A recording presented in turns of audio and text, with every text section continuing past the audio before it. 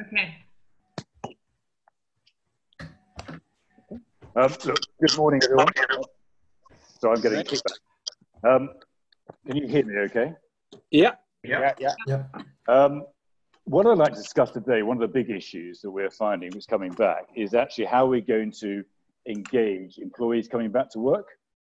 There's some interesting stats coming out at the moment that probably show the scale of the challenge about how we rebuild trust with those who want to come back to work. And I think it's particularly relevant now for two reasons. One, obviously, the new rules on furlough will probably be announced this afternoon, which will create changes. And actually, already estimated that 20% of companies are already planning redundancies during June, which is a concern. But somehow we've also got to start creating a positive message, because actually I'm sure like most of you, all we hear a lot of the time is doom and gloom. And we've got to start building a story that actually does help business re-engage, I think, with the marketplace. We all know we're going to face difficult times, but actually it's important that we start thinking about solutions and about how we move this agenda forward in a positive way. There's some interesting stats came out this week. In New Zealand, which is often cited as one of the best examples of how they've managed this period of time, rightly or wrongly, 73% of their people feel they've actually been more productive working away from the office than in the office, and 89% do not want to return to as it was previously. Wow. Which is obviously quite a stat. In the UK, research coming out this week has suggested that only 1 in 4 actually want to return to working a 5-day week in the office. So the question is, what will the work pattern look like? How do we build trust and how do we re-engage? And what will that employee journey look like as we come back? Because it's going to have to change. And everyone says, obviously, it's about a fear factor regarding to coronavirus. I'm not sure it's about fear. I think it's just people don't want to go back to how it was before and actually want something to slightly change in how we engage and build that trust piece. Now, this is creating quite a lot of tension across a lot of companies. And I'm going to bring Ramesh in a minute because there's a number of law companies who are coming out demanding that their people do return to work, and actually saying if they don't return to work, that's going to affect their bonuses and the bonus payments and the chance that they may be made redundant. Now, the counter argument to that is that's not going to help, because if people don't want to come back, they'll just opt with their feet and go and join another company. So we actually face quite a challenge whereby if only 20% want to come back, or 25% want to come back to doing 5-day weeks, how do we adapt? People know that actually redundancy is going to obviously come and affect things during June. And somehow we've got to start creating positive messages in the marketplace to make sure that we actually get an engaged team to come back and start rebuilding our businesses, whichever they may be, whether it's hotels, etc. Ramesh, can I bring you at this point? Because I know you have quite a lot of views. Oh, okay, I wasn't expecting to come on now. I mean, I'm a bit like one of those scientific advisors. I'll only answer some questions. I think, Chris, there are also positive stories in that various law firms, the major law firms as well, have announced they will have 4-day working weeks, and they are expecting people to work from home. And certainly in where I'm involved, we've always had a Friday as a day where you have an option whether you want to work from home or not. So in a way, that's been happening with us. And I think 50% of our staff never came in on Fridays. It did create a lot of issues because people were not sure you could get in touch with people when you needed them and you couldn't get them at the right time. And if you wanted a meeting, it was always a bit of a difficult issue as to whether somebody was actually working or not. I think that those were the sort of tensions. But now, right now, I think even though a lot of firms where partners have announced they've taken a 30% drawings cut or salary cut and are freezing any sort of distribution of profits, you still have this issue that people who've been furloughed are effectively just waiting for the next phone call to say, sorry, there won't be a job for you. Yeah, so what do you think we need to do to engage them? Well, it's very difficult because I think the harsh reality is that there are certain areas, and unfortunately, this does affect a lot of the young people, where we don't have a choice. I think I've said this before that people that we lined up people to give them sort of summer placement. We're in no position to do that, and I'm not sure whether to work online. People that we've given training contracts to and will have to defer them. And I think a lot of law firms are doing that. And unfortunately, those people can, as I said last time, can no longer sort of have a gap year in travel. So I think there are some harsh decisions also involving people who are going to qualify because the work won't be there. So it's a question of saying, how do we choose which ones to keep? So I think there are some who are already expecting. I think they almost know that they won't have a job to go back to, and the others. I think it's almost an easy thing because if you're keeping 3 out of 10, those three are going to feel that they need to come back to the office because they need to then prove themselves. And I think we also have a situation where a lot of senior people will go as well because they might decide. I mean, we talk about young people and their lifestyle, etc. A lot of senior people have felt that, hold on, maybe this would be a good time to sort of either determine a different career path or say, look, fine, I'm only going to work 50% of the time. And I've now got used to understanding that life is more than just going to the office 5 days a week and coming home when I finish my work.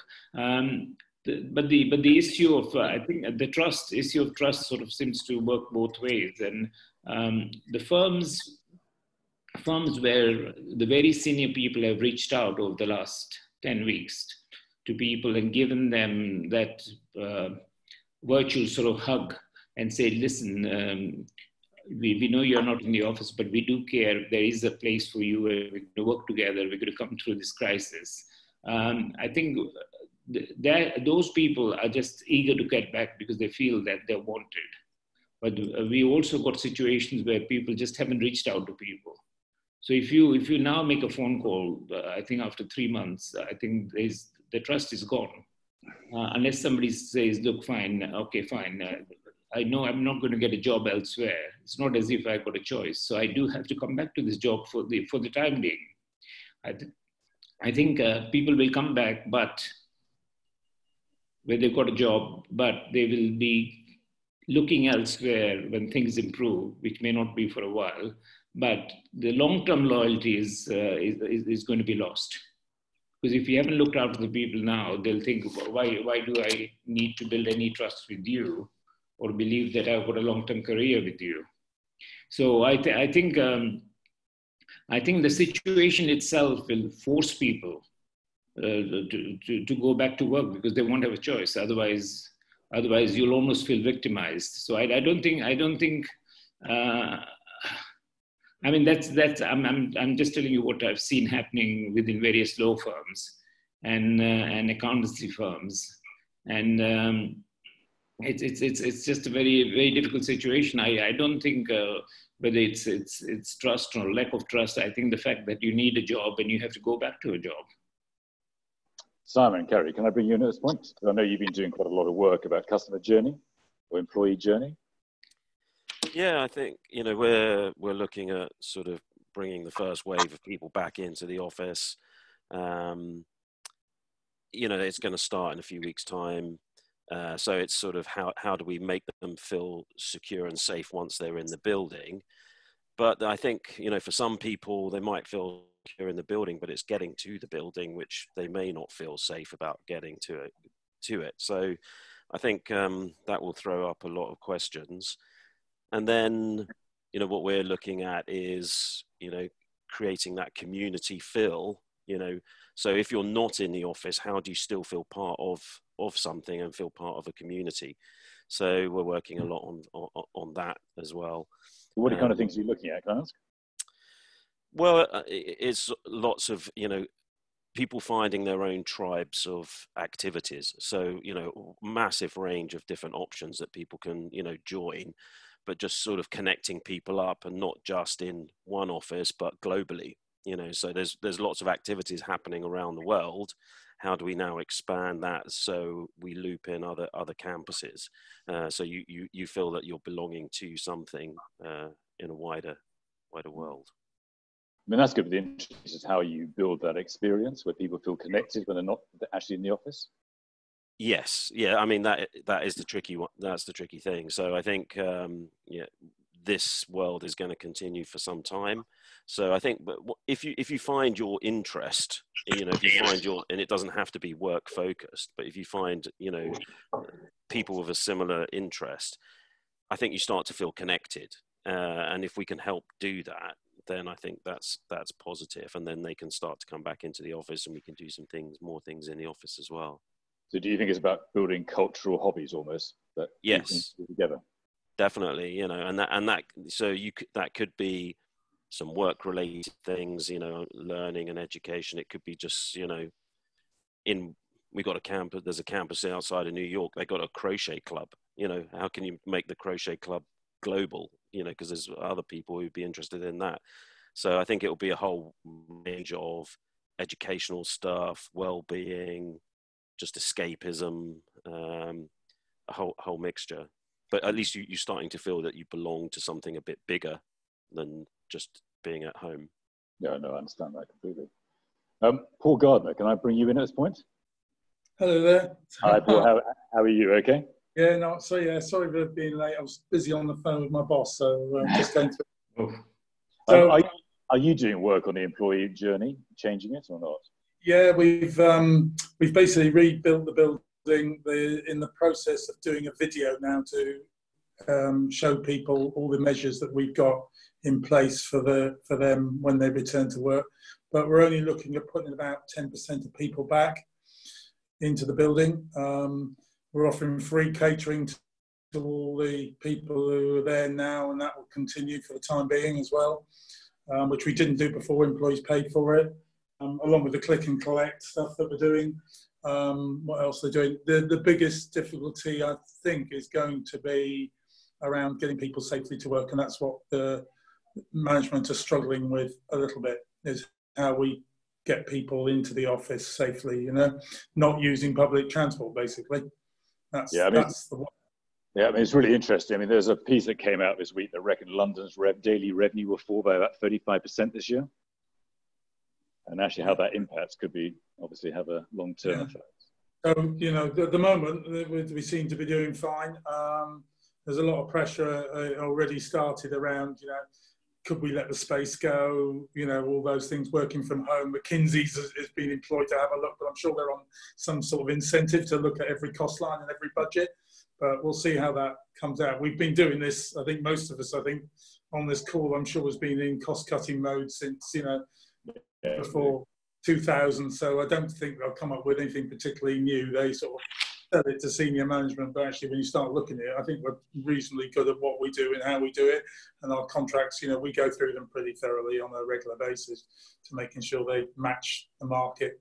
So, you know, they're new working, but, you know, if you look at, you know, what 2 or 3 times before, we've all looked at, you know, the shared desk, and, you know, some organisations I hear are going 1 to 4 to a desk.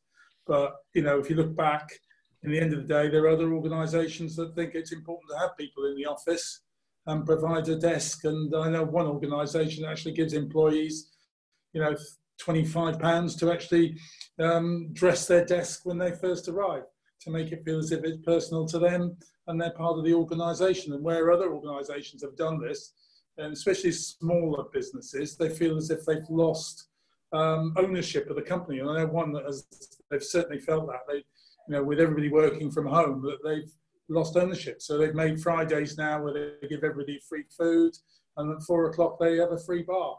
And he says, I've got my company back, you know, because he just felt he didn't know the employees. So although we've got all this transition of, you know, at the moment, I think some of it will come back. I don't think we'll all be, I certainly prefer to work in the office than at home. Yeah, is your video based on the health and safety assessment rules? I get involved in it in a fair bit, but not. There's a team that are doing that separately, but we do get involvement in it. Based on the government guidelines, you don't the yeah.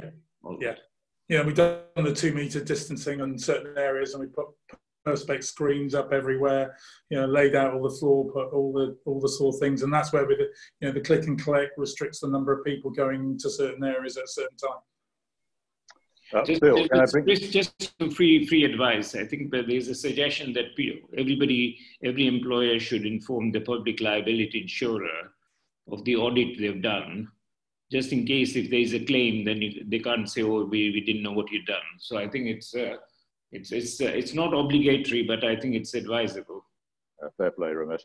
Bill, can I bring you in from Cambridge University? How are you seeing things change in terms of how you're operating and how students are reacting as well? Yeah.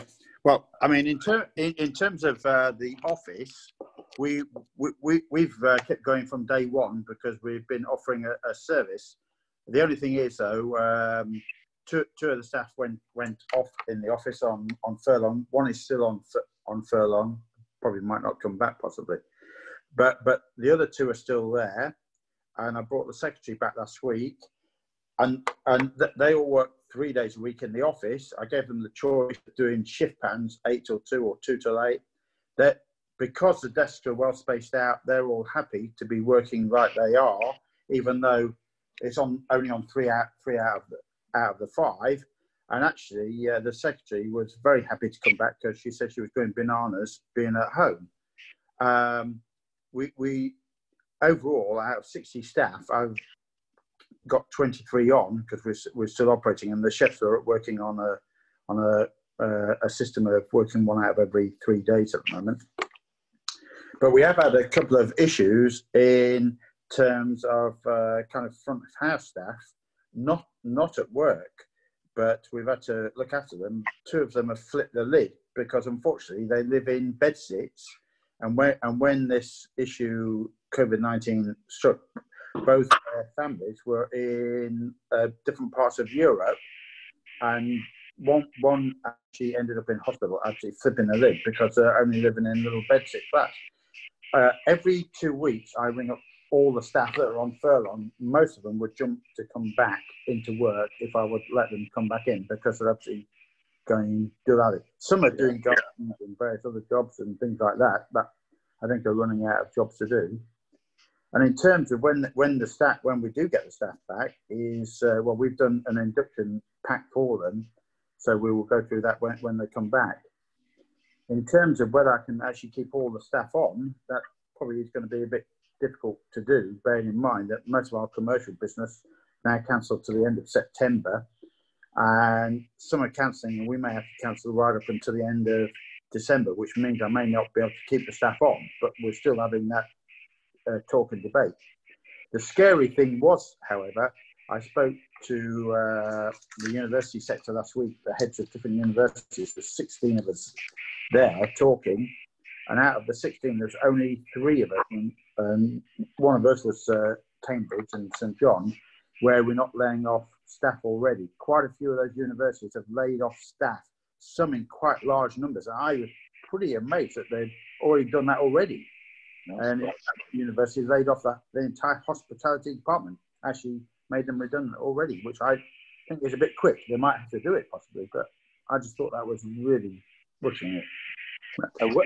I've seen you expecting students back though, aren't you, quite soon, or not? Well, we've actually got students coming back next week. That they're all coming back to pick up their luggage. So they are programmed over the next month. So we'll have quite a lot around.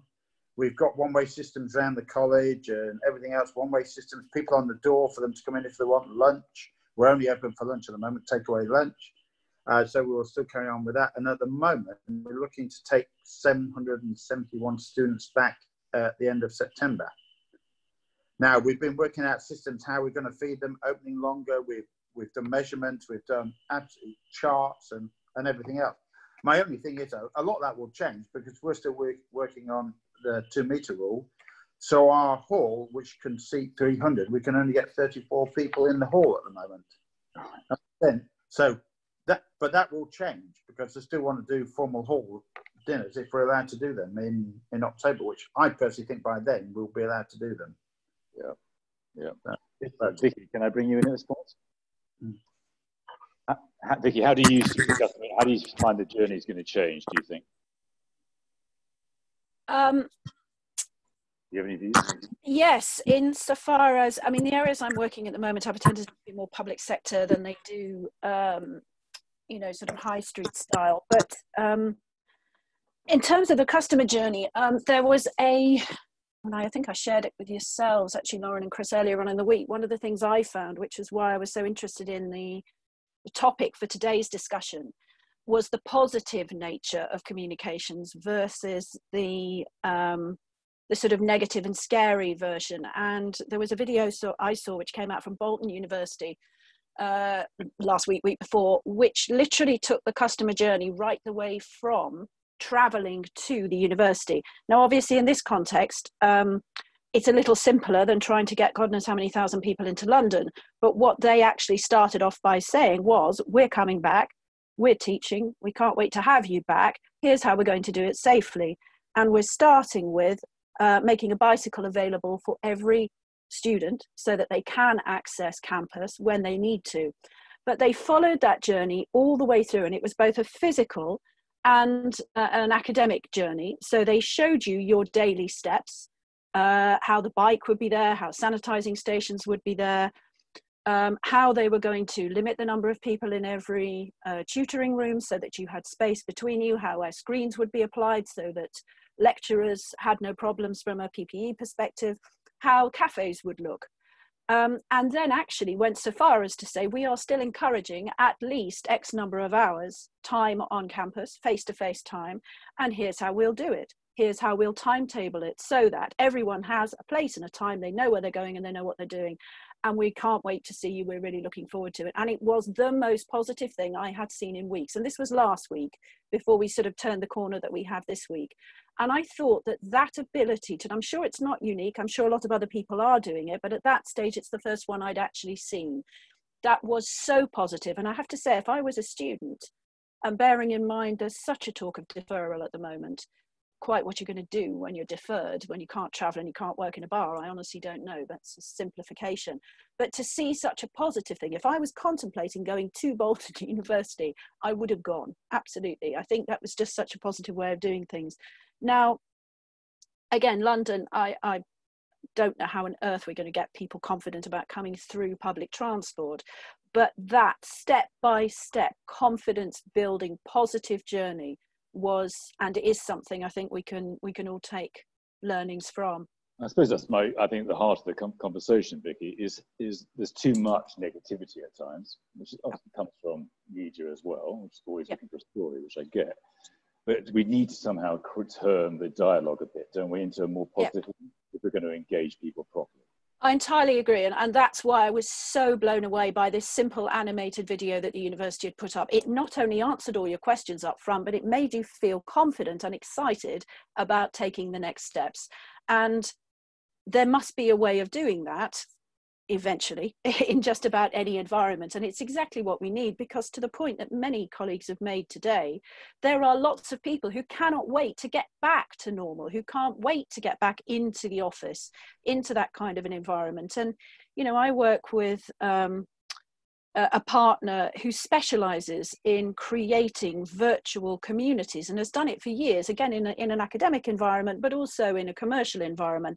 And they're very good at that. And it works and it helps, but it isn't the same as actually getting people into an environment where they can liaise with each other. One of my colleagues who works in an agency was speaking to me last night, and she said what she's missing is, she's fine working from home, that's great, but she's missing the spontaneous creativity that occurs when you just happen to meet a colleague at the coffee machine, or you overhear someone talking about what they'd seen at the theatre last night, or whatever else it might be. And from their perspective, yes, they've got teams, and yes, they're having these constant conversations and discussions, but that spontaneous creativity, that spontaneous inspiration, which only happens in a face-to-face environment, is not there. And I thought that was one of the most compelling arguments I'd heard from anybody for actually getting through this and getting back to old normal versus new normal. Because up to now I thought, well, yes, it's all fine, we're managing terribly well with the virtual environment, but actually to listen to this lady who's worked in agencies all her life, and she's feeling a reduction in that innovation because of that. I thought that was a very key point as well. Yeah, I think that's good. Olga, can I bring you in here? You're obviously new to the group, very harsh, but any thoughts on this topic? Yeah, absolutely. Yeah, I agree that we do want to get back to the offices. You can't replace the environment. Maybe gradually going as an option working 3 or 4 days, or maybe have 1 or 2 days as an option working from home or from an office would be great. Ramesh very rightly raised a few concerns or pointed out that it's about trust.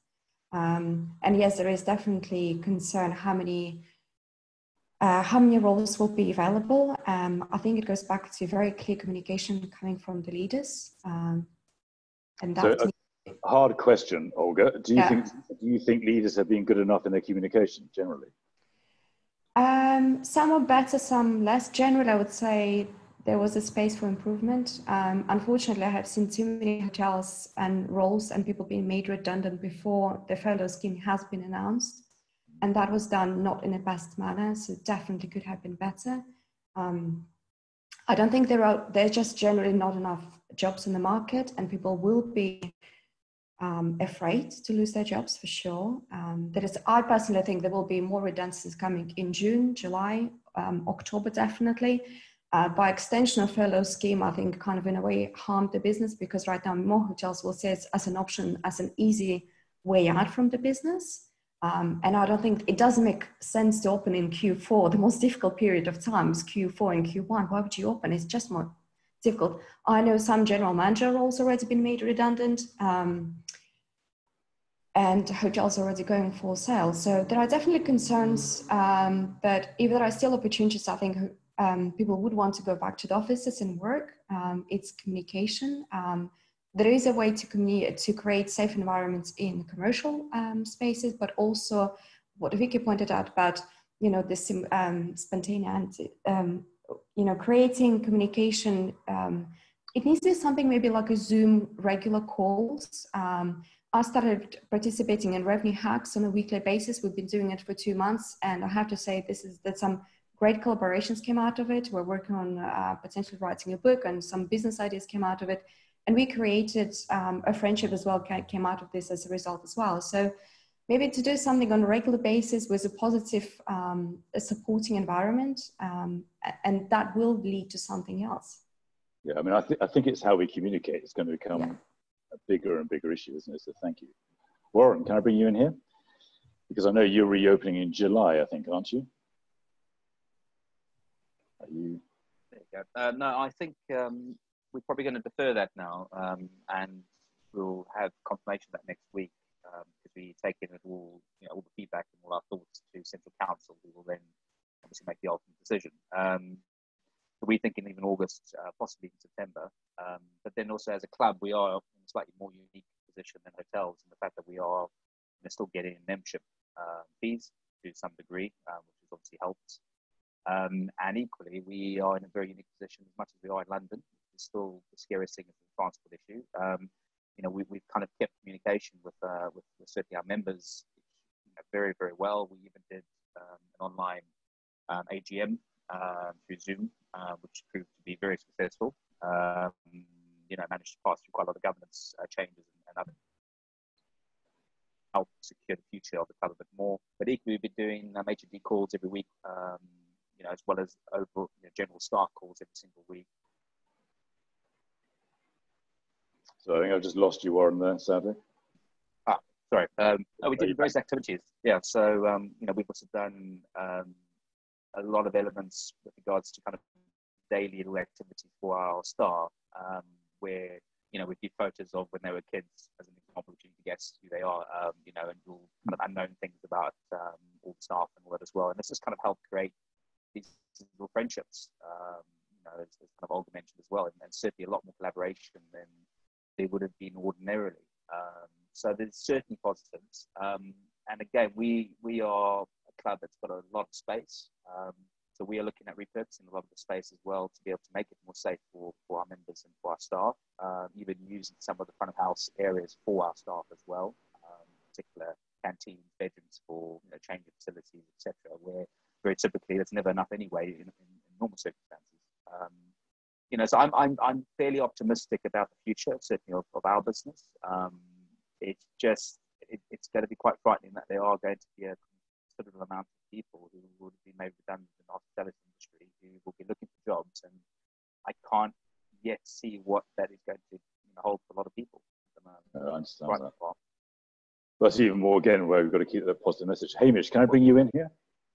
Obviously, you're probably most affected of all of us in some ways, in terms of the airline business and how that's come to a grinding halt. Yeah, look, we've just started the unfortunate sort of process of making 40% of our business redundant around the world, so that we're right in the middle of that, and by the end of next week, we'll be exiting around about 40% of our staff from the business. I think the challenge that we now seem to be facing is we've got 50% of the remaining staff on furlough, and managing their expectations about when they're going to come back to work is also a real challenge, with no real sort of expectation from us that we're going to have any revenue in our business until, you know, October, November, you know, perhaps even 2021 at all.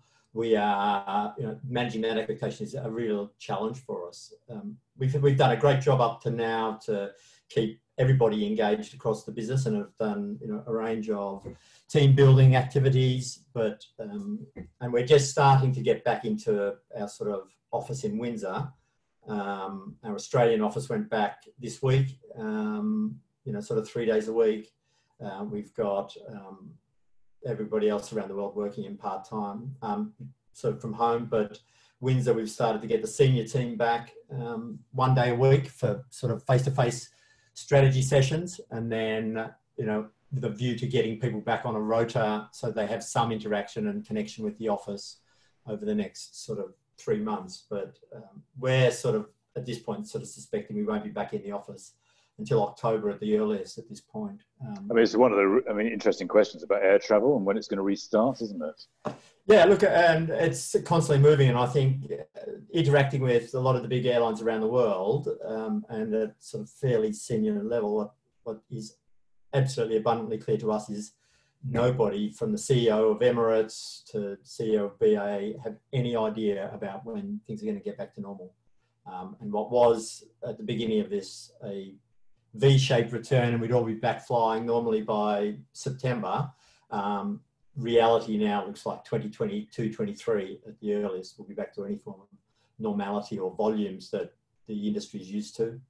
So it's quite a challenge managing people's expectation. I think our view is that people will start to look for other jobs outside of the airline space, because the prognosis isn't brilliant. But on another hand, you know, we do optimistically believe everybody's keen to get back on a plane and go on their holidays. So it will depend on what governments do with quarantines and how unpleasant they make the getting on or getting off a plane. You know, if you have to queue up for 4 hours to get on a plane to go somewhere, that's, I think, it's going to be a bit of a barrier to people wanting to go on short trips anyway. So that's interesting, isn't it? Yeah. Marianna, can I bring you in at this point? I've been in touch with a couple of restaurant groups. It seems that the communication channels that we're used to, or that they expect that will work with their staff to keep them engaged, are either shut down or unexpectedly still expected to be in person. So as an example, a couple of restaurant groups asked me to be the mediator to talk to their employees and keep them engaged as a coach. I obviously offer coaching and mentoring just because as a hospitality expert, I know maybe what they've lost. But I've also been in the crisis of 9/11 in the US, and few snowstorms a year in New York where we had to shut down for 2 days, 12 restaurants in 1 day, and still kind of keep it going and get people to deliver and do remote stuff. But these restaurant groups, they seem to have a trouble to reach to their employees who are not responding, simply just pure ignorance or fear, or just not in a mood to talk, because they've been just sort of glued to what media is saying and whatnot. So I've asked them, you know, how else did you try to communicate? You tried text messaging, you tried summarizing in an email, being transparent about what are you internally trying to do, so they maybe collaborate with you or whatnot, and it didn't work. And there's been some great response with offering support, offering that well-being, recreating the benefit packages, and everything that comes, everything that's sort of related to boosting the morale. As we used to boost the morale at work and kind of work on the work ethics, now it's more kind of, how do we turn things around and make it positive? Similar to what Vicky just mentioned, that amazing video. You know, I think, you know, I was in the VP level before as well, and we create the strategy and then we just kind of, you know, implement it.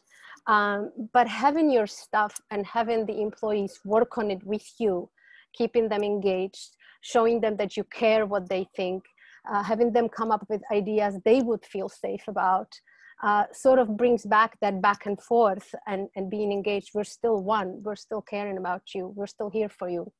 Or even if we had to furlough them, one restaurant group actually did furlough people, and therefore the people's kind of perception or understanding was, I don't have anything to do with you anymore, or if they made them redundant. Although they told them, the moment we have the business back, we reopen restaurant, you're the first one we'll hire back. We really care about you and you're really a valuable employee. For them, the game is over. But extending that whole touch of making sure that there is still a well-being aspect to it, making sure there is a positive outcome that is coming up, summarizing all those things you're grateful for. I know we're all talking about it all the time, but it's true. Just really much more reminders of the positivity and what's being done behind the scenes, I think inserts back the belief and the trust. And also, you know, a couple of one restaurant group actually did say, you know, we won't be able to get everyone back into the same roles. The waitress won't be there because there's going to be QR codes to scan the menus. Guests will have the menus on their phones. So there's no waiters. We have pictures uploaded of the dishes, descriptions and everything. What are we going to do? So one restaurant group is creating a hygiene department and getting the waiters at hourly pay to be the masters of hygiene. They're the ambassadors of internal hygiene. Then there is the ambassador of outside hygiene. And they recreated these roles where they're still able to get people back, even if it's at 12 pounds an hour.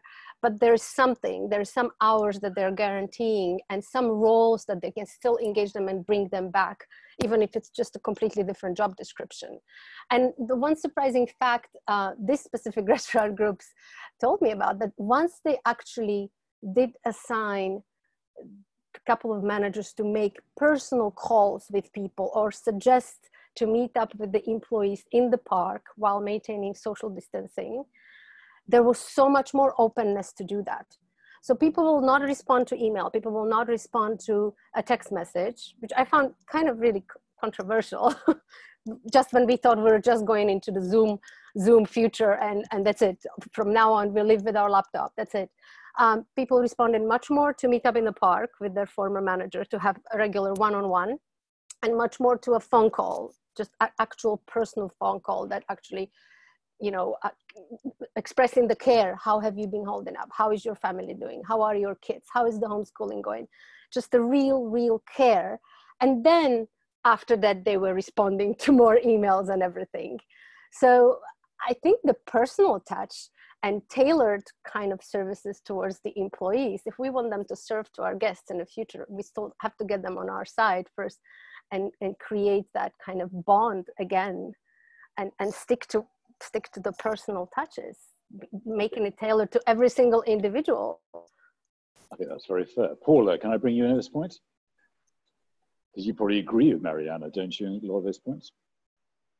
Yeah, no, definitely. A lot of what Marianne said sort of resonated. I do wonder, though, in terms of engagement, I suppose it goes back to culture of the business, doesn't it? So for those businesses that already had a huge amount of employee engagement, I'm sure that they have managed to probably be more successful at finding ways to keep that engagement going during these sort of difficult times. I think maybe those that probably were less good at that, or it wasn't maybe part of their underlying culture found it more difficult. So I think that then people do, I suppose, have a little bit of mistrust because that wasn't part of what they were used to originally.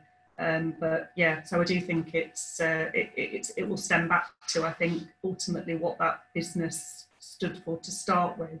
But I do think that obviously with very difficult, I suppose, hearing lots of what people have said today is quite difficult to hear because it's not very positive. There's a lot of things about, you know, lots of people being made redundant, and, you know, people are going through some very, very difficult times. So I think trying to, I suppose, go step by step and see how do you create a little bit of confidence and excitement for how we move forward with some of the things that we're going to have to do, I think is that it is a challenge. But I think listening to what Vicky said in terms of how people have done that with the video with the university, and I think there will be opportunity for restaurant businesses to do that as well in terms of recreating and making an experience that can get people excited again, because I do think people want to re-engage, and I think there is a real desire for people to want to go back out to these places, but they obviously want to know that they're safe and that what they can still have is that experience and social connection, but just in a very different way. And how do we give a positive message step by step and talk people through that so they understand what will happen? And I suppose probably Food to Go have done a good job of that. I think the likes of Pret and, you know, they've worked really collaboratively to try and give out those sorts of positive messages to customers to say that it is how they can sort of interact with them. So maybe there's some learnings from how other restaurant groups sort of move forward together. Just for a moment of humour, I got a chief exec sent me a newspaper clipping from one pub group that you're only allowed to go in the pub if you can drink 6 pints. Yeah, no, I do think there's been some really funny things as well. I mean, in terms of social distancing, or safe distancing is probably a better word, isn't it? About how different restaurant groups, I think there was somewhere in Bangkok that had created the safe distancing by using sort of giant cuddly pandas. It was really funny. So I just think, you know, there's a good, people are bringing out humour as well, which I think, you know, hospitality is known for that. And I suppose ultimately it's about making people smile, cheering people up. And so I think even in a very, there are ways that people will find to do that, I think, which feels positive and feels exciting. Yeah, no, I agree. Gary Atkinson, can I bring you in this point? Because you've been doing a lot of work looking at safety and health and safety and all those kind of things. Yeah, thanks, Chris. I can't help thinking, I think we'll probably all agree, there's lots of marketing coming out from certainly the hotel groups about what they're doing for the customer journey and to make them feel safe when they're in or entering the hotels. And certainly, I was on a webinar with the Chief Executive of Edinburgh Airport yesterday and what they're doing to try and make it safe. And the whole message is to the customer. And maybe we need to be, or the leaders need to be engaging with some of the employees and publicly putting out some videos, not about the customer journey, but maybe the employee journey and how it's going to be safe for them to return to work. Because I think there is a huge conscious worry from employees about coming back to work. I think we'll see a change in the next couple of weeks, because obviously from England, there's 6 people allowed to join up now, and from Scotland, there's 8 people allowed to join up. I was on a call this morning with a college lecturer, and there's also a fear that the 8 people won't be from a second family or second household. There'll be just groups of people meeting. And certainly, I'll be interested today when we take our walk out down the park of Glasgow Green to see just how many people will be drinking alcohol on the green as opposed to just meeting up, because as we've seen, people are finding ways to socialize on beaches or whatever else. And I think it's a very interesting point that Paula made about even that phrase of safe distance rather than social distance may be a key element of getting a different message out. Social as opposed to safe. So that word safe distance is more evocative. It's more telling that it's about your safety as opposed to a social distance. But I certainly think a lot of leaders may should be thinking about how they engage with some of the employee representation and getting a very clear message out on video, like you said about the Bolton University video, but rather than being customer-led, make it employee-led. I mean, it's interesting, going back to Marianna's point, is whether email is not working and it needs to be more personal. What are your views on that, Gary? Undoubtedly. I mean, there's certainly my discussions with some of the hotel managers, they are calling their people one-to-one. There's a lot more interaction one-to-one as opposed to, obviously up in Scotland, we can't meet people. It's been a much tighter lockdown here than it has been, by the sounds of things, down in England. And certainly Hilton, Mercure, the big companies, GMs, for all, certainly even Radisson, the Radisson guys have had their hours cut. They're working 4 days a week, as probably some of you know, but they're still engaging with one-to-ones with their staff. It's, as we know, it's vitally important to communicate with your employees. We need them engaged somehow to feel that they are safe to come back to work. The question to you, Chris, would be, I'm hearing a lot of chat and a lot of press about offices, industry leaders and offices are looking to downsize their office. And again, that's not a positive message, because if employees are reading that, then that again is leading to the inevitable, well, is there a job there for me to go back to? And again, as I've spoke before, we've currently got 8 hotels either coming out of the ground or out of the ground in Glasgow, 8 hotels, and they're all pretty chunky hotels, they're not small. And again, I would imagine the ones that are not out of the ground yet will be deferred or land banked. But again, that message is out there saying, is the jobs to come back to? Yeah, the PwC did a report that 25% of all businesses are looking to downsize their offices. I'm actually more bullish. I do think things will jump back better from the evidence from Europe. I think the 2-meter rule will come down to 1 meter probably by August, or certainly by September. And I think people do want to get back to work. I just think we just need to create a momentum to allow people to feel comfortable coming back to work. And I think people aren't engaging because they actually, it's not because of the fear factor. I think it's much more to do with they're just not engaged. And I think that's your point as well. If you've got 8 new hotels, there's lots of jobs there. Actually, as though people are afraid of redundancy, there's going to be opportunities as well. So as employers, how are we going to engage?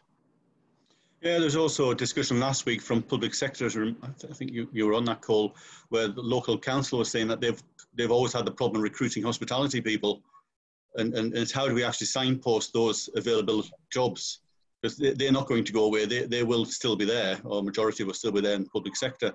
So it's how we actually get that signposted correctly.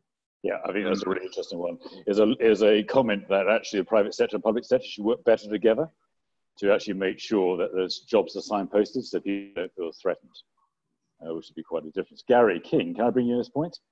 Because obviously you're very much involved in people piece. Yeah, I mean, firstly, my own team, I mean, I've kept engaged with all my own staff. I speak to each of them once a week. I have done since this has started. I've kept everyone completely up to date to the situation. We as a business, we're a small business, so I've got a team of 7 staff. We're obviously 100% reliant on the hospitality industry operating. We're recruiters, similar to what Chris has with Chess as well. And we cover all sectors of the industry. So I in the short term, I'm negative. In the long term, I'm positive. I think we need to get from where we are now. I think hospitality, there will be a tremendous growth at the end of this. But I don't think that growth will start to trickle through September, October, and then, really from next spring. So it's really how we get our team from here to now. Now, I've spoken to a lot of my clients in the last few weeks, and I'm, from next week, I'm going to, so really, I come into the office already 2 days a week. I'm in the office now. Speaking to a lot of different clients from different sectors, from the event side to hotels, they're all looking at ways of getting back up and running. I spoke to one of my clients from one of the London 5-star hotels on Park Lane yesterday, and where they're not going to be looking to open their restaurants, they're looking at their ballroom, and maybe collaborating with some chefs, and doing some sort of key nights or whatever, or dinners. Not so much from a money-making perspective, but it's really taking the industry forward. I think the employers who have engaged with their staff and are really looking at ideas and are engaged, certainly for fact, with our industry, will come through this. I'm more positive than I have been. I'd be lying if I said I hadn't been in a real negative place for a good couple of months, but I can see the green shoots coming back. It's just going to be time. I think we've got a couple of months. I think what the Chancellor does today is going to be very, very interesting. I think for the furlough scheme for hospitality, that is going to be key. And also, if you look at the event sector, a lot of people in the event sector work self-employed as well. So it's how these people come forward. So you're right. The event sector is going to be the hardest, isn't it? To recover. Absolutely. Absolutely. I mean, I spoke to one of the CEOs last night from a leading events company. They've had an inquiry from, they're due to host a big conference later on in the year. And the client has inquired to them about having the food delivered to each and this is a conference of 900 people. The client has inquired if it's possible to have the courses delivered to people's houses, and it's on a virtual. I mean, I don't know how you get sort of 900 delivery drivers around to different people's houses, but they're actually looking into it. It's innovations. I do think business will come back. And it could come back quicker. It's interesting. I think we're following on from what is going on in Europe. And I think the next 4 weeks are key.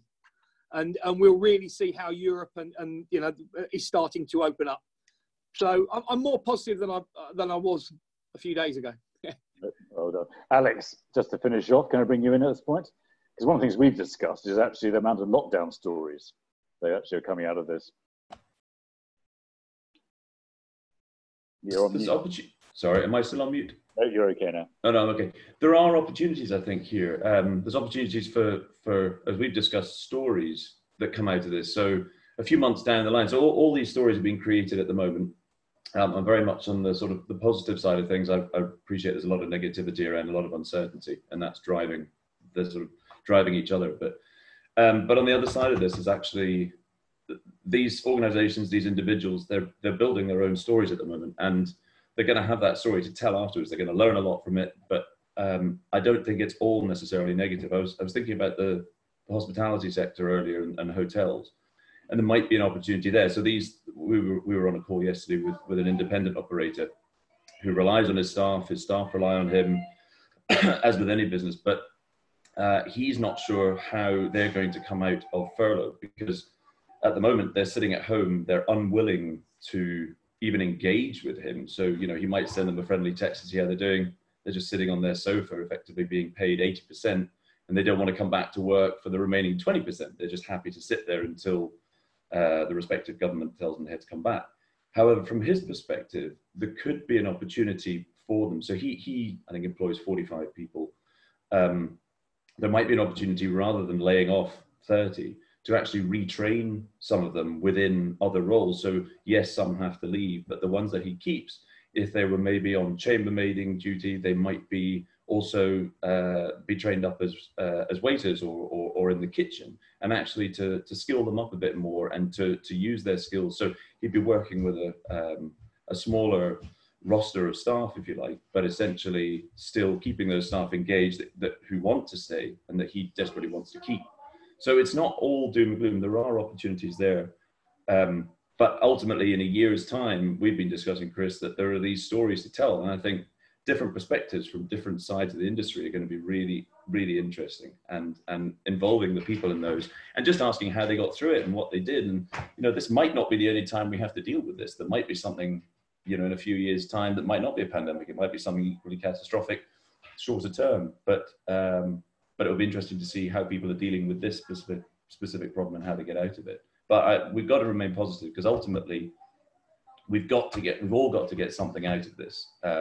Because otherwise, what is the point? It goes back to the age-old question, what's the point of life? If we have to just be down and go through this the whole time, then it's all a waste of time. We have to try and find the positives if we can and work around that. And there will be some, most people, I believe, there will be something positive out of this. Well, on that note, I will bring it to an end. Thank you to everybody for your contribution. Look, it's a fascinating subject. I'm more positive, and I think that actually we'll get out of this. We just got to work our way through it. That's a nice one, Simon. So have a great weekend, and I look forward to speaking to you soon. Thank you so much for your time today. Thank you. Bye-bye. Bye. Bye-bye.